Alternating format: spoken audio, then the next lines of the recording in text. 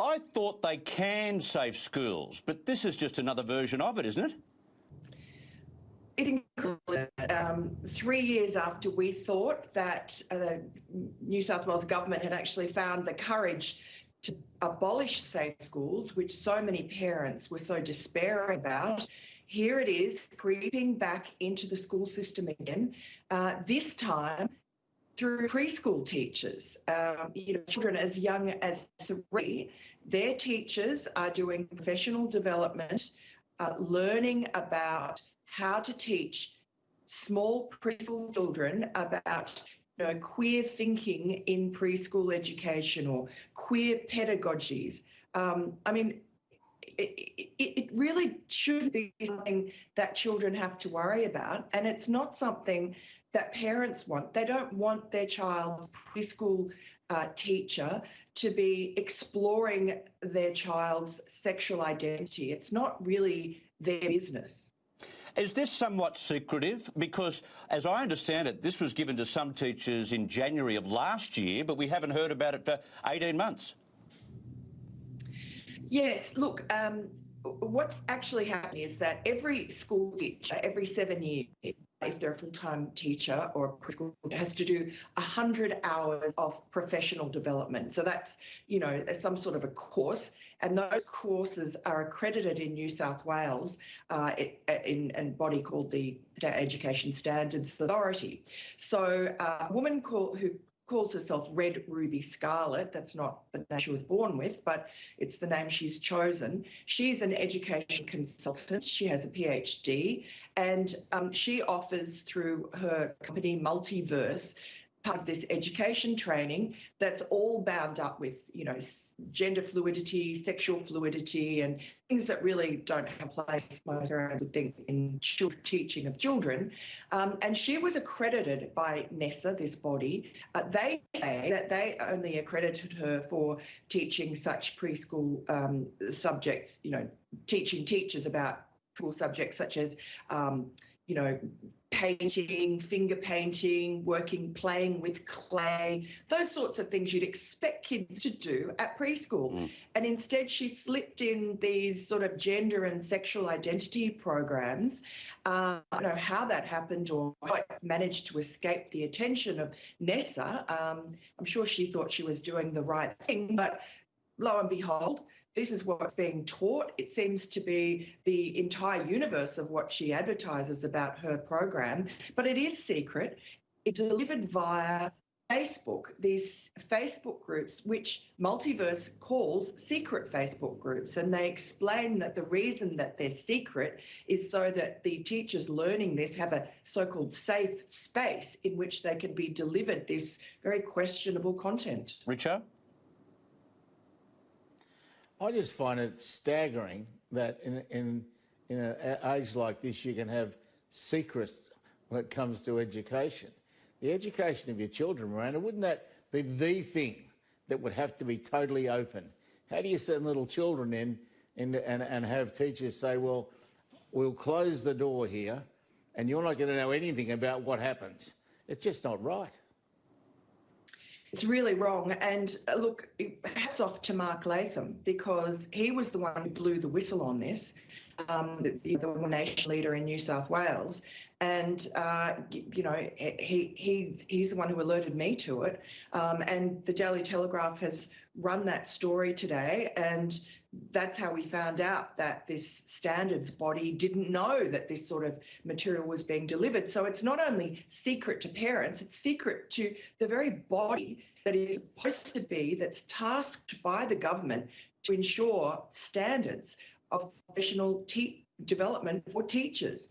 So obviously the fact it's secret means that the people involved must know that what they're doing is not something that would meet with the approval of parents. And I think the lesson that we get out of this is that parents need to be incredibly vigilant, because every single teacher has access to, say, 30 children, and that's 30 children damaged. And, it's completely unnecessary, and it's part of a really insidious brainwashing of children, and we need to be forever vigilant about it, and you can't just be relying on, you know, the newspaper or Mark Latham or various, you know, the very few politicians who are actually alive to this to protect you. You have to protect your own children. And I think the fact that there are, you know, coalition governments in New South Wales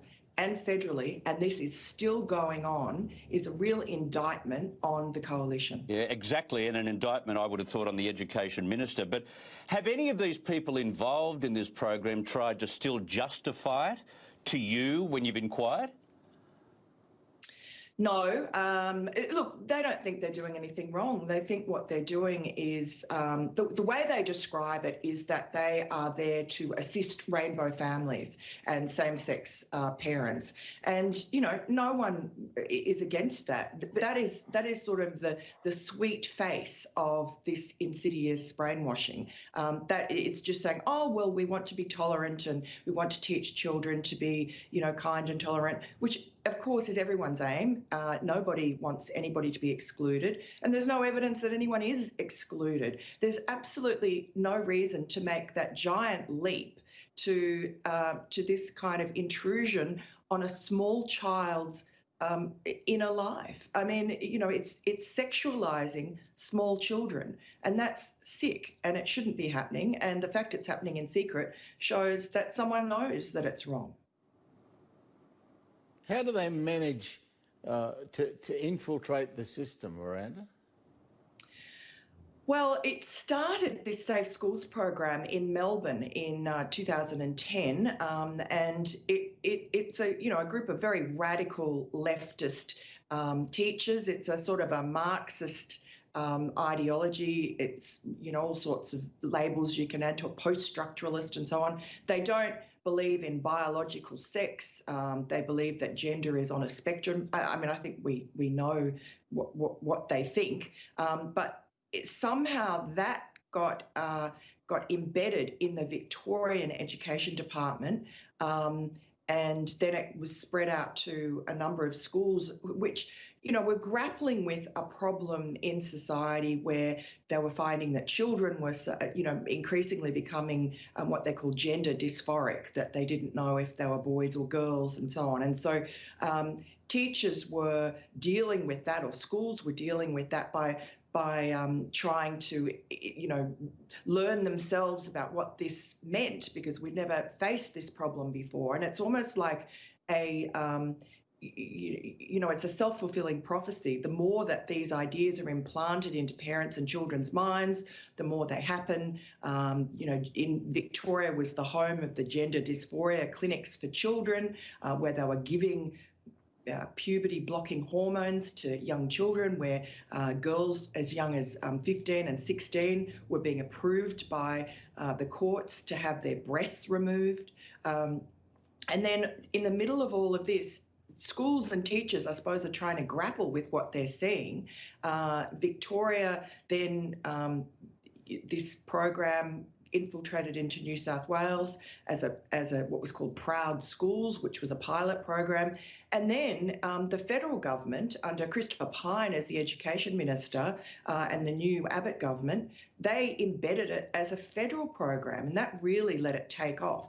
And I know, I mean, I've been very critical of Tony Abbott as Prime Minister for allowing that to happen, but I know he has said since that he didn't know. He had no idea that this program was so insidious, because they do hide it. Yeah. The very fact they call it Safe Schools, you think it's okay, but it's very Orwellian. It's actually the opposite of Safe Schools. Exactly. They've tried to put a veil on it, away from the decision makers, like the Prime Minister, Tony Abbott, who I've spoken to on that subject, and that's how they get it through. Just in terms of the Education Department, what's going on with this? Because I would have thought it would have only taken 10 seconds to realise that this had to be scrapped. But what are they doing? Another investigation?